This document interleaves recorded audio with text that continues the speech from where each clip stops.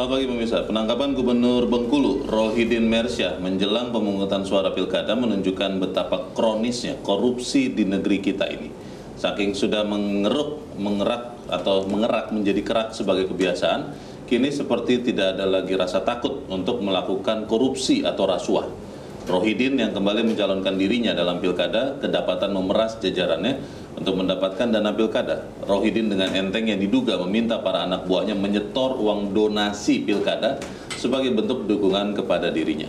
Pemirsa, inilah editorial Media Indonesia di hari ini Selasa 26 November 2024 dengan tema Rasuah di Pilkada Jerumuskan Rakyat. Bersama saya Leonard Samosir, dan Anda semua para pemirsa juga bisa ikut menyatakan pendapat Anda nanti dengan menelepon nomor telepon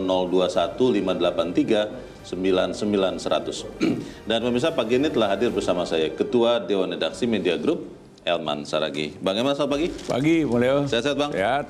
Ini masih aja korupsi. Sebenarnya saya agak malas sih, Bang, karena capek ya. Hampir setiap pekan, hampir setiap hari kita bicara korupsi. Sudah enek.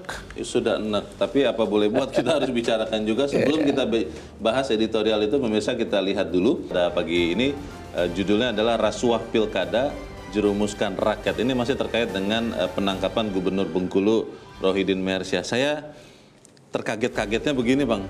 Tadinya saya kira, ini kan ada sih desas-desus seperti itu bahwa petahana mau maju, dia akan menekan anak buahnya. Tapi itu hanya kiraan, dugaan. Ini sekarang kemungkinan besar itu sudah terjadi. Artinya apakah ini memang hanya terlokalisir kejadiannya di Bengkulu? Atau jangan-jangan di sekian tempat lain ada juga yang seperti itu, Bang. Bahwa kemudian disuruhlah anak buahnya mengumpulkan uang untuk membantu dirinya.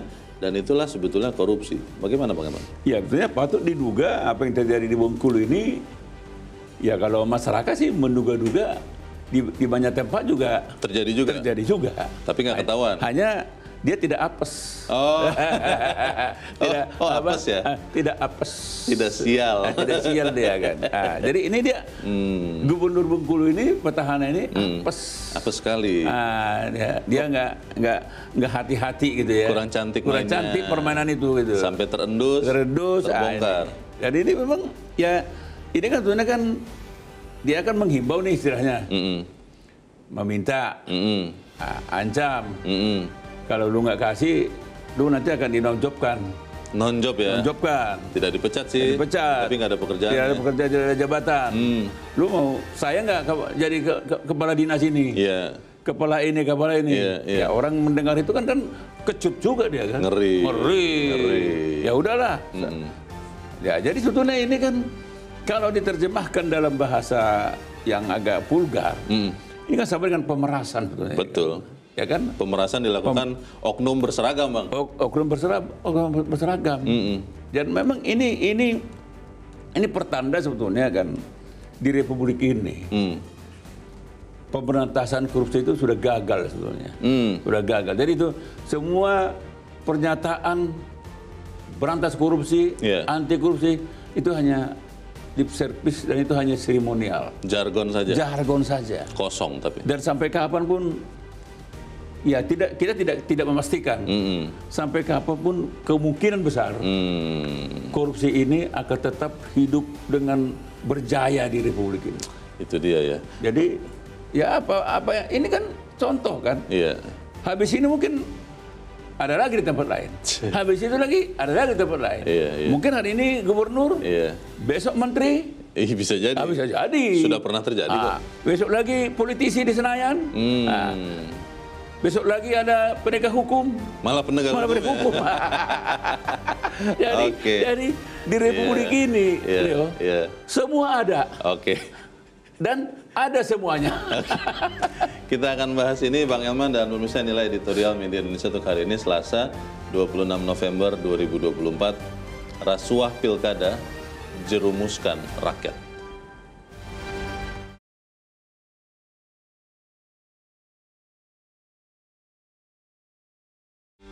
Rasuah Pilkada Jerumuskan Rakyat.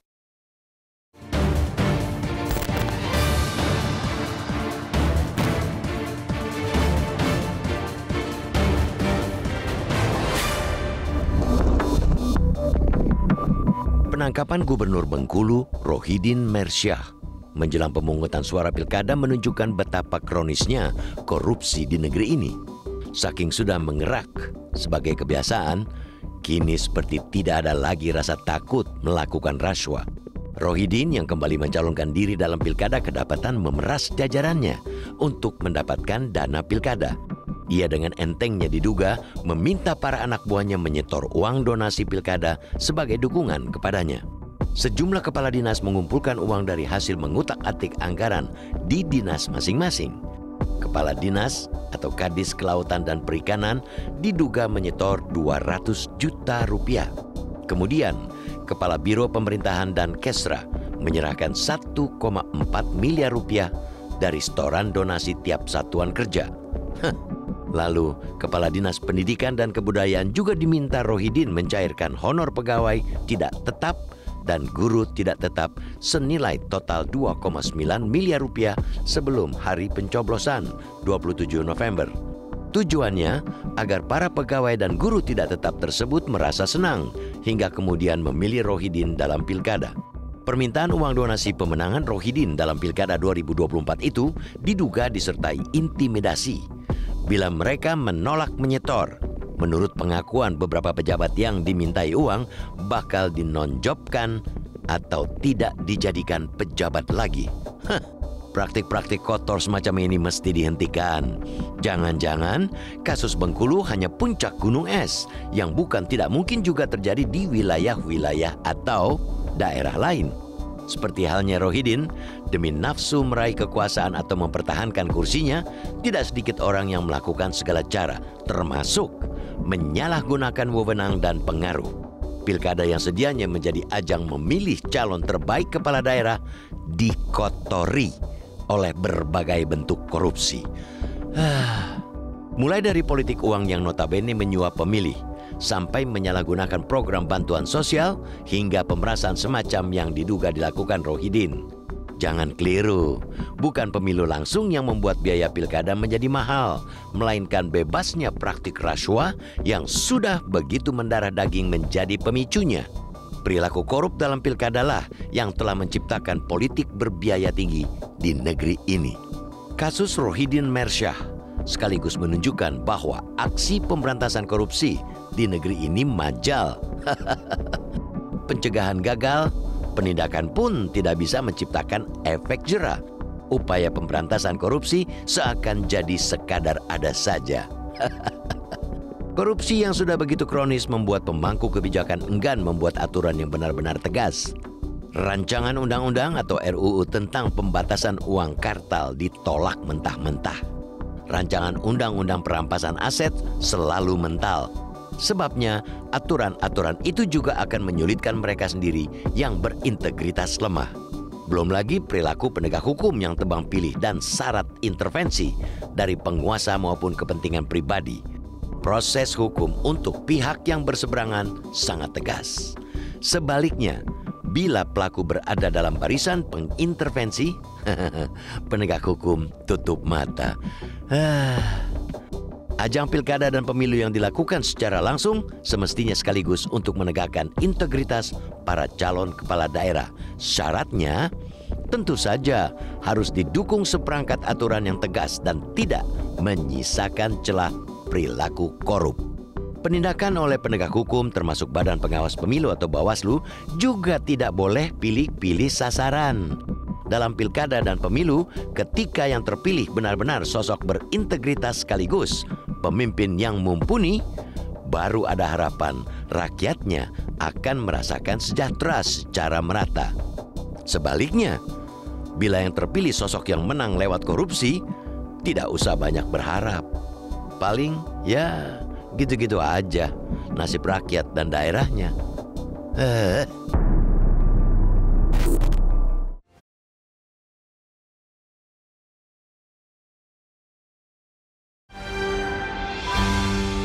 Di bagian berikut Anda bisa ikut menyatakan pendapat Anda terkait editorial pagi ini pemirsa. Untuk saat ini tetaplah bersama kami.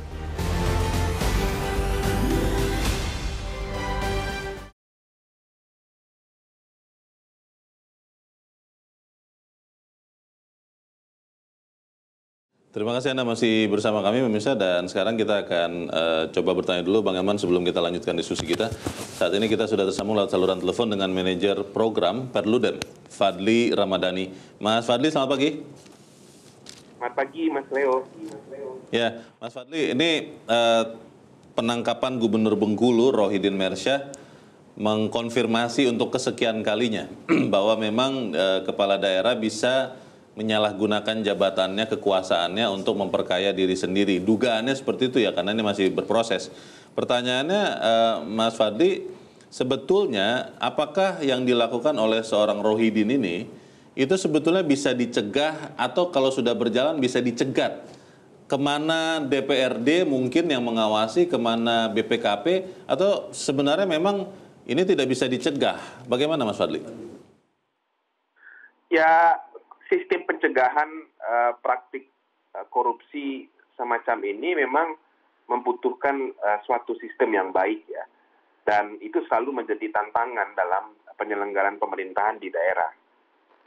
Kan kalau kita lihat dari kronologis kasusnya dari Gubernur Bengkulu ini, itu kan dia meminta pencairan misalnya uang honorarium guru misalnya ya. Itu dipaksa untuk dicairkan menjelang 27 November untuk kebutuhan pilkada. Nah, hal-hal seperti ini perintah langsung dari gubernur kepada kepala dinas mestinya bisa dicegah dengan mesti ada kontrol pencairan uang yang dilakukan oleh kepala dinas, oleh perangkat daerah itu tidak boleh atas perintah direct langsung seperti itu. Misalnya ada satu organ lagi yang mengawasi untuk memberikan approval terkait dengan pencairan uang dalam sistem kerja perangkat daerah. Nah, hal-hal seperti itu kan bisa dibangun ya. Nah, tapi ya tentu tidak mudah, apalagi dalam ruang lingkup penyelenggaraan pemerintahan daerah yang sangat luas, apalagi dalam kedudukan gubernur juga sebagai pejabat pembina kepegawaian ya di pemerintah provinsi misalnya, dengan ancaman akan diberhentikan, akan dinonjolkan. Ini yang kemudian sering menjadi anomali dalam penyelenggaraan pemerintah di daerah, Mas Leo. Kalau begitu, apakah misalnya mungkin mekanismenya diatur ya? Ini saya masyarakat awam saja nih Mas Fadli berpikir, kalau petahana itu benar-benar harus ada jeda waktu untuk dia tidak lagi berkuasa, kalau dia memang mau maju lagi di dalam pilkada, supaya kemudian apapun yang dia lakukan ini tidak ditakuti lagi oleh anak buahnya begitu. Bisa ada mekanisme seperti itu tidak, Mas Fadli?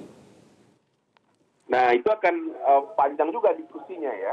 Kalau kemudian ada kewajiban untuk jeda bagi petahana.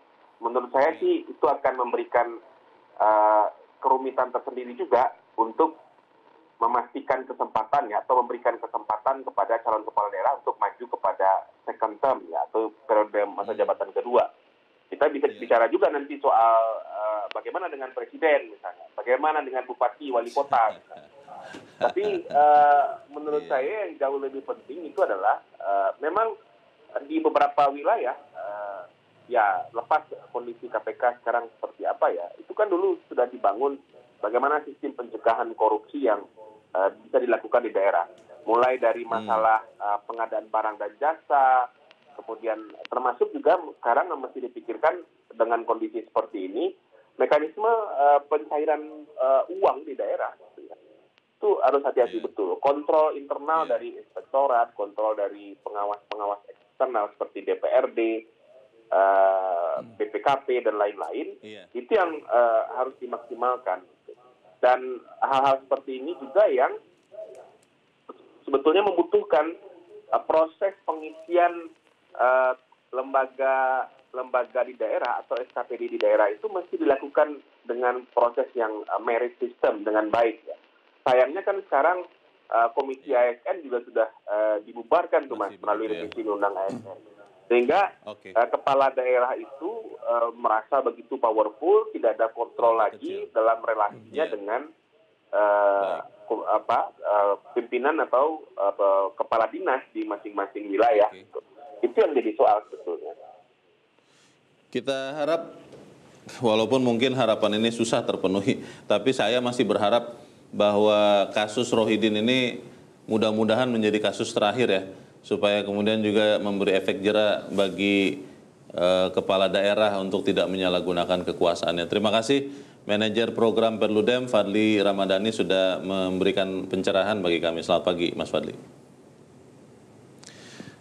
Kalau selama ini kan Bang Ilman suka dikatakan kepala daerah ini semacam raja kecil. Semuanya di tangannya begitu. Walaupun ada DPRD, ada BPKP, semuanya di tangannya. Kalau begitu bagaimana kita mencegah hal serupa Bengkulu ini terjadi lagi, Bang? Ya memang sebetulnya kuncinya soal etik dan moral sebetulnya. Oke. Itu kunci utamanya. Kalau misalnya aturan-aturan yang ada seminimalis mungkin pun itu aturan. Kalau kepala daerahnya, kalau pejabatnya punya etika, punya moral, pasti akan bisa terselamatkan semua. Tidak masalah Tidak ya. masalah. Walaupun aturan contoh misalnya ya, kurang ketat apa penjagaan di lembaga pemasyarakatan. Tapi toh juga bisa lari kan? Iya. Nah itu Bung Leo bisa bayangkan nggak? Iya. Seorang narapidana bisa lari Kabur dari penjara. Yang Padahal di sudah sana sangat ketat. semua pakai jeruji itu semua. Iya. Hampir bisa dipastikan Tidak bisa tidak sebetulnya. bisa. Tapi bisa. Baru-baru ini terjadi di yang pertahanan negara kan. Iya, iya. Artinya jadi kembali kepada betulnya kan bagaimana ke depan negara mempersiapkan calon-calon pemimpin. Misalnya mau jadi wali kota, Iya. jadi bupati, Gubernur. jadi gubernur, jadi menteri, bahkan jadi presiden dan wakil presiden. Jadi dan ini sebetulnya inti soalnya adalah di partai politik. Kalau di sana sensornya tidak cakep, Iya. tidak apa betul-betul ketat, ya inilah akibatnya kan. Bayangkan seorang gubernur memeras Anak tanda buahnya. kutip ya, Iya. memeras anak buah. Untuk apa? Uang itu akan dia pakai untuk menggalang Iya. menggalang mandat Iya. dari rakyat supaya dia terpilih. Bayangkan aja tuh. Menggalang itu sebenarnya bisa juga artinya sebenarnya menyuap juga masyarakat kan, Bang? Ya semuanya itu kan uang ini akan dipakai untuk menyuap masyarakat kan. Iya. Supaya dia terpilih lagi. Jadi double-double nih Double kesalahannya. uangnya sudah bermasalah dan haram lagi kan. Iya. Nah ini jadi soal. Jadi memang itu yang dari awal tadi saya katakan memang ya pemberantasan korupsi ini sudah gagal total. Karena kenapa ya Bung Leo ya? Kalau di negara-negara yang sudah maju, katakanlah misalnya Singapura misalnya, Iya. di Eropa sana misalnya, kalau ada kasus korupsi, itu betul-betul heboh itu. Besar itu. Ya? Besar, wah katanya kan. Tapi kalau di Indonesia terjadi gubernur korupsi tertangkap, menteri korupsi tertangkap, Iya. pejabat ini korupsi tertangkap, anggota DPR tertangkap gitu. Iya, iya. Sini udah rakyat bilang kan, memang kerjanya begitu tiap hari. Karena saking seringnya ya. Saking seringnya. Saking banyak Dan jadi masif. terbiasa. Bukan sering, masif. Masif ya, di mana-mana. Bahkan mungkin itu kan TSM terstruktur masif. Sistematis dan masif. Itu. Jadi sehingga masyarakat pun ketika ada OTT di Bengkulu ini, Iya. masyarakat biasa aja ditonton. Besok siapa lagi ya? Atau jangan-jangan besok nanti jam ini siapa lagi nih gitu. Bang, tapi ada yang mengatakan begini, Bang. Sebenarnya dengan kasus di Bengkulu yang ditangkap oleh KPK yang katanya mau menghilangkan OTT, tapi OTT ini nyata-nyata bisa menangkap seorang gubernur lancung. Artinya bahwa pemberantasan itu masih ada sebetulnya. Cuma memang kesadaran dari banyak orang untuk tidak korupsi yang tidak ada. Lalu penindakan ini masih ada, tapi pencegahannya yang relatif tidak ada. Ketika misalnya pengadaan barang, tadi Mas Fadli mengatakan, itu kan harusnya dari awal bisa didampingi supaya pejabat-pejabat ini tidak jadi korupsi begitu, Bang. Bagaimana, Bang? Ya kan sebetulnya kan sejak dari awal sebetulnya kan KPK juga bisa diminta masuk. Mendampingi. Kejaksaan juga bisa diminta masuk. Kepolisian juga bisa diminta masuk. Kalau memang niat awalnya baik, tidak korupsi, tidak menyalahgunakan, sebetulnya itu nggak masalah. Ya? Tapi ketika memang ada niat seorang kepala daerah tidak melakukan korupsi, sebetulnya tanpa mengundang KPK untuk membantu, tanpa mengundang Kejari bisa. Jadi harusnya bisa. Sebetulnya kan ya untuk apa lagi kita datangkan jasa dari kejaksaan atau kepolisian atau KPK kalau memang pejabatnya pun nggak ada niat gitu kan. Tapi ini kan pura-pura kan. Nah, diminta apa? Datanglah, dibawanya semua aparatnya ke KPK. Minta tuntunan, minta pendampingan gitu kan. Nah, kalau memang niatnya tidak ada, ngapain dia harus bawa ke KPK? Ngapain dia minta jasa kejaksaan? Jadi sebetulnya kegagalan Republik ini adalah kegagalan membangun etik dan mental. Itulah musuh utama. Dan itu saya bilang pemberantasan korupsi di Republik ini sama seperti petani membersihkan alang-alang. Maksudnya bagaimana? Dibersihkan, kan di atas saja dibersihkan. Oh, tidak sampai akar. Besok lusa tumbuh lagi. Dan tumbuhnya subur. Dan lebih besar. Oh, lebih besar. Lebih banyak. Lebih banyak, karena dipangkas di atas, besoknya, Leo, tumbuhnya, waduh. Parah gitu. Ini yang terjadi. Sehingga memang saya tidak bisa bayangkan langkah apa lagi yang akan dilakukan pemerintah untuk memberantas korupsi ini. Sebab kalau korupsi ini tidak bisa berhasil diberantas, Leo, seberapa banyak pun APBN kita, itu akan habis, akan bocor, disikat oleh para koruptor ini. Presiden Prabowo kan jelas, Bang, berkali-kali mengatakan memberantas korupsi. Apakah kita tidak bisa meyakini bahwa apa yang dilakukannya dan seluruh jajarannya akan bisa meminimalkan korupsi di Republik ini? Tapi kita harus jeda dahulu, Bang Herman dan pemirsa tetap bersama kami. Editorial Media Indonesia segera kembali.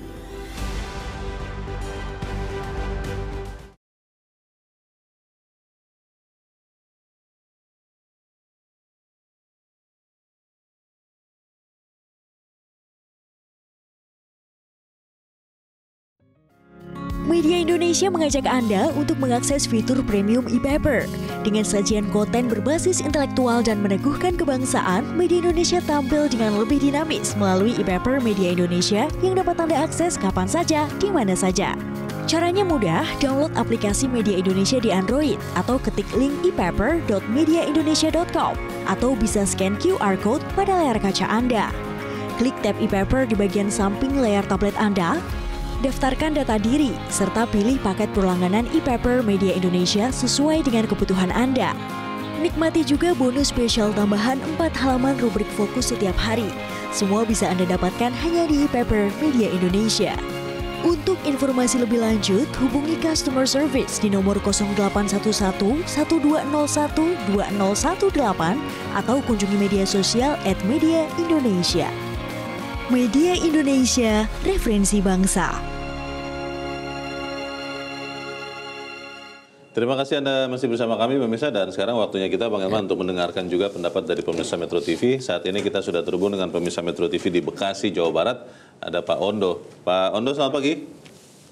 Selamat pagi, Bung Leo. Selamat pagi, Bung Herman. Selamat pagi, Pak Ondo. Silakan, Pak, pendapat Anda, Pak. Iya, ini baru yang tertangkap tangan ya.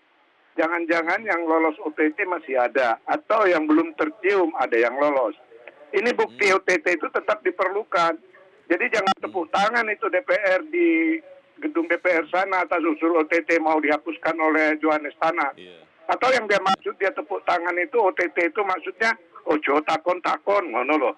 Penasihat hukum Gubernur Rohidin marah-marah mengatakan ini politisasi di Minggu Tenang. Nggak boleh tuh menindak calon. Aneh, kalau OTT ya boleh dong.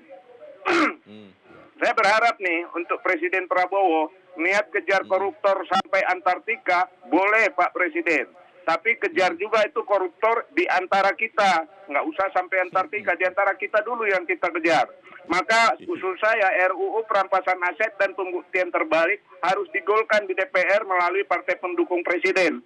Terakhir, ASN, TNI, Polri, dan Presiden hendaknya netral. Demikian, terima kasih. Terima kasih Pak Ondo di Bekasi, Jawa Barat untuk pendapat Anda, Pak. Selamat pagi. Ojo takon-takon itu apa, Bang? Apa artinya? Jangan bilang-bilang. Oh, jangan bilang-bilang. Oke. Kita akan beralih ke pemirsa Metro TV berikut. Kali ini dari Makassar, Sulawesi Selatan, ada Ibu Lia. Ibu Lia, selamat pagi. Assalamualaikum. Waalaikumsalam, Ibu Lia. Silakan, Bu, pendapat Ibu. Ya, jadi ini berita ini ya Pak ya, menjelang hari H besok. Ini suatu berita yang sebenarnya tidak perlu kita dengar ya, atau terjadi. Di mana sebenarnya kita ini masyarakat sudah akan fokus untuk menghadapi besok, untuk memilih pemimpin yang betul-betul bisa mengayomi masyarakat. Tapi dengan kejadian-kejadian ini dan juga berita-berita yang berseliweran ya di antara WhatsApp itu malah masuk di sekolah-sekolah ya. Ini ada berita-berita juga saya dengar, sempat dengar bahwa ke sekolah juga ya itu yang mau memberikan ampul-ampul dan sebagainya. Nah ini sebenarnya dengan pemerintahan ini ujian ya untuk pemerintahan yang baru. Apakah mereka itu atau pemerintahan yang sekarang ini berani menindak pelaku-pelaku yang sudah tertangkap dan yang belum ya. Jadi kita akan lihat ini apakah perlu ditindak tegas dan sebagainya. Jadi kita akan lihat ini masyarakat lihat bagaimana pemerintah sekarang ini menghadapi orang-orang yang tidak bertanggung jawab. Di mana masa-masa yang seharusnya masyarakat itu fokus untuk memilih pemimpin yang bijak besok, maka terjadilah sekarang ini kejadian-kejadian yang tidak diinginkan. Jadi dengan adanya kejadian ini, maka ini suatu ujian untuk pemerintahan yang baru dan juga untuk pemimpin-pemimpin yang akan datang ini, yang terpilih ini. Apakah bisa terwakili atau bisa mewakili rakyat dan sebagainya, atau hanya sebagai tameng ya dan sebagainya. Itulah harapan kita sebagai warga masyarakat. Besok gunakan hak pilih dan pilih sesuai hati nurani. Mudah-mudahan pilihan kita itu betul-betul bisa mempertanggungjawabkan jabatannya ke masyarakat dan kepada Tuhan Yang Maha Esa. Makasih. Assalamualaikum. Waalaikumsalam. Terima kasih Ibu Lia di Makassar, Sulawesi Selatan untuk pendapat Anda. Selamat pagi. Di belakang Ibu Lia ada Pak Poli di Ambon, Maluku. Pak Poli, selamat pagi. Pagi Pak Leo. Pagi Pak Leo. Pagi Pak Hilman. Pagi Pak. Salam sehat Bapak-Bapak. Salam sehat. Silakan Pak. Iya. Jadi rasuah pilkada jerumuskan rakyat. Saya mau mengatakan begini Pak Leo dan Pak Hilman. Kalau apa yang dilaksanakan atau apa yang merupakan program Pak Bengkulu, Pak Bupati, mantan gubernur yang masuk sebagai petahana ini, saya ikuti. Kalau menurut saya bukan saja OPD, kepala-kepala dinas OPD yang terlibat, Pak Leo dan Pak Hilman. Mungkin saja ada lagi rekanan-rekanan proyek yang merupakan pekerjaan dari Pak Gubernur ini, pasti ada juga yang terlibat, Pak, menurut saya. Dan saya kira ini bukan saja di Gubernur Bengkulu, tetapi harus dievaluasi. Mungkin saja kemungkinan ada juga di bupati atau wali kota gubernur yang lain. Dan saya kira ini praktek-praktek yang tidak bagus untuk memimpin ke depan. Karena bagaimanapun juga, kalau gubernur sudah kincing berdiri, pasti muridnya kincing berlari, Pak. Dan ini merupakan kerja keras dari Presiden Prabowo untuk bagaimana program beliau untuk memberantas korupsi ini, Pak Hilman. Jadi saya kira persoalan ini sangat ke depan bagi rakyat Indonesia tidak bagus, Pak Leo dan Pak Hilman. Bagaimana seorang gubernur harus memimpin rakyat dengan cara-cara seperti begini. Kalau saya dengan Pak Leo dan Pak Hilman. Terima kasih Pak Poli di Ambon, Maluku untuk pendapat Anda. Selamat pagi Pak. Para pemirsa, tadi Pak Ondo sangat menarik yang mengatakan bahwa inilah kesempatan untuk menunjukkan keseriusan memberantas korupsi. Bagaimana Bang? Ya sebetulnya sih kalau masyarakat sih percaya terhadap Pak Prabowo.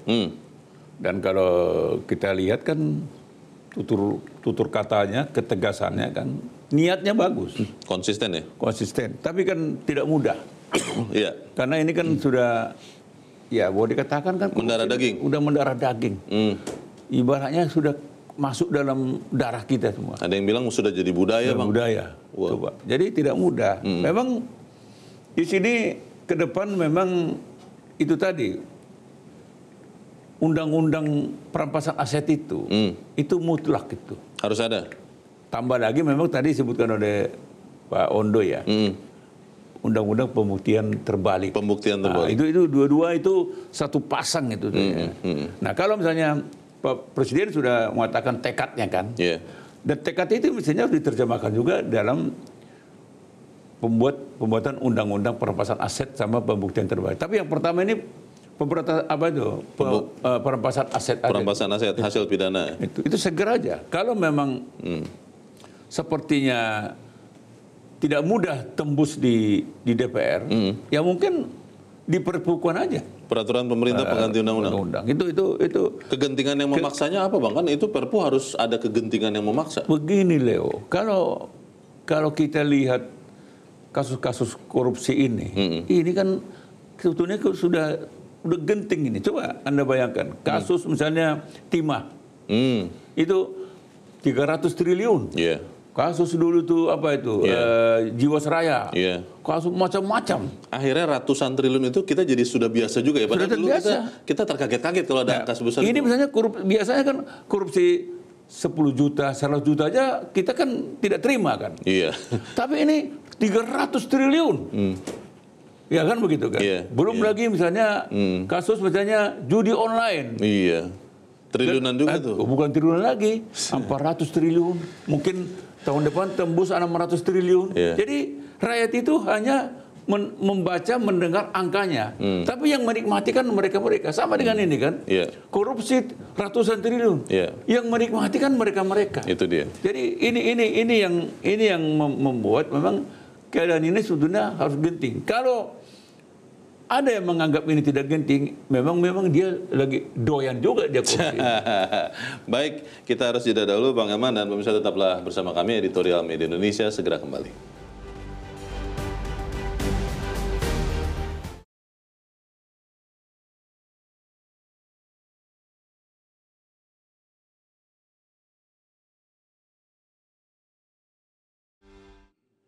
Terima kasih Anda masih bersama kami, pemirsa, dan kita ada di bagian akhir dari diskusi kita pagi ini. Bang Eman, kalau kita melihat sebegitu masifnya korupsi ini, dan kelihatannya yang disampaikan oleh Presiden Prabowo sejauh ini tidak berwujud kepada undang-undang yang tadi Abang sudah sebutkan, perampasan aset, pembuktian terbalik, di editorial ditambahkan juga pembatasan transaksi uang kartal. Artinya masalahnya itu ada di bagian tengah-tengah dong Bang. Ketika seorang presiden sudah bicara terus-menerus berantas korupsi, tapi tidak juga mewujud menjadi bentuk senjata ampuh untuk melawan korupsi. Yang di tengah-tengah ini berarti yang menghambatnya Bang. Bagaimana Bang? Ya memang sebetulnya kan kalau memang masyarakat kita terutama ya, sebetulnya kalau masyarakat sih sebetulnya kan pasti nerima kan, mendukung malah berharap kan. Iya dong, supaya hidupnya lebih baik. Sekarang di lini mana sebetulnya yang tidak ingin korupsi ini diberantas kan gitu kan. Nah, ini kan pertanyaannya jadi ekstrim seperti itu kan. Di lini mana sebetulnya kan gitu kan. Walaupun katakan kalau kita tanya misalnya orang Senayan, kita siap. DPR ya maksudnya. Kita dorong korupsi harus kita berantas. Kan begitu. Tapi ketika kita tagih, mana dong undang-undang perampasan aset? Tunggu dulu. Kajiannya belum ada gitu kan. Padahal korupsi itu sudah terjadi tiap detik. Pada saat bicara itu sedang terjadi korupsi itu. Nah, ini menjadi soal sebetulnya kan. Sebetulnya kan ketika presiden sudah menyatakan perang terhadap korupsi, bahkan beliau katakan akan saya kejar sampai ke antariksa dan menggunakan petugas khusus, pasukan khusus. Itu kan itu dahsyat kan. Nah, ini mestinya harus diterjemahkan para partai politik yang tergabung dalam KIM Plus itu kan. Koalisi Indonesia Maju. Nah, mestinya kan kalau memang mereka betul-betul senapas, sekata dengan presiden terpilih, Presiden Prabowo sudah definitif. Mestinya kan mereka sekata dong, ayo kita sama-sama kita bantu presiden. Karena kalau membantu presiden untuk kepentingan bangsa dan negara. Dan itu salah satu wujudnya ada undang-undang itu. Ya iya dong. Jadi kan sebetulnya kan dengan keadaan posisi Kim Plus sekarang ini, sebetulnya undang-undang apapun bisa jadi. Karena dominan. Mau 1 hari, mau seminggu, mau sebulan, bisa jadi. Kalau mau gitu kan. Nah ini pertanyaannya kan di situ. Kayak kemarin saya baca di koran Arya Bima ya, yang dari PDIP mengatakan ya udah kalau memang rasa-rasanya ada hambatan di parlemen, pemerintah buat aja Perpu. Ini tantangan nih, tantangan dari PDIP ini kan itu. Buat aja Perpu. Nanti kita lihat fraksi mana yang tidak setuju. Nah iya kan? Caranya begitu ya? Caranya begitu. Akhirnya nanti kelihatan. Rakyat akan lihat. Kan sebetulnya, karena apa? Sepanjang undang-undang perampasan aset ini tidak hadir, maka sepanjang itu juga korupsi ini hanya perang dalam lip service saja. Hanya kampanye saja. Kampanye aja, hanya seremonial. Sekarang mana coba? Pejabat mana yang tidak menyatakan perang terhadap korupsi? Semuanya. Semua. Tapi pejabat itu juga yang tertangkap OTT. Akan begitu kan? Iya. Itu kan fakta yang terjadi. Oke. Nah, oleh karena itu memang ya harapan masyarakat sih ya mungkin ada baiknya Presiden Prabowo ya undang lagi dah partai-partai politik yang tergabung dalam Kim Plus ini. Nah, duduk. Ayo dong. Mungkin dengan setengah mengancam. Kalau kalian tidak mau segera, saya akan keluarkan Perpu loh. Saya perpukan nih. Perpukan ini. Nah, itu. Jadi memang kalau nggak lewat ya begini saja. Kita akan mewariskan negara yang compang-camping karena korupsi ada di mana-mana kepada anak cucu kita. Pasti kalau itu. Dan kemiskinan itu akan tetap menjadi milik kita semua. Anda bayangkan sekarang ya. Baik. Indeks persepsi korupsi. Indonesia stagnan di 34. Betul. Timur Leste kebalikannya. Sudah 43. Itu dia. Artinya Timur Leste jauh lebih baik daripada Indonesia yang pernah menjadi tempat mereka bernaung kan gitu kan. Kita harap apa yang kita sampaikan ini juga menyumbang bagi pemberantasan korupsi supaya kemudian tidak terjadi lagi. Bang Elman Saragih, terima kasih sudah di tempat ini, Bang. Selamat pagi, Bang. Pemirsa, penindakan oleh penegak hukum termasuk Badan Pengawas Pemilu atau Bawaslu tidak boleh pilih-pilih sasaran dalam pilkada dan pemilu. Ketika yang terpilih benar-benar sosok berintegritas adalah pemimpin yang mumpuni, baru ada harapan rakyat akan merasakan kesejahteraan yang merata. Saya Leonard Samosir berterima kasih Anda sudah menyimak editorial Media Indonesia pagi ini. Terus jaga kesehatan Anda, terus jaga nurani Anda. Selamat pagi, sampai jumpa.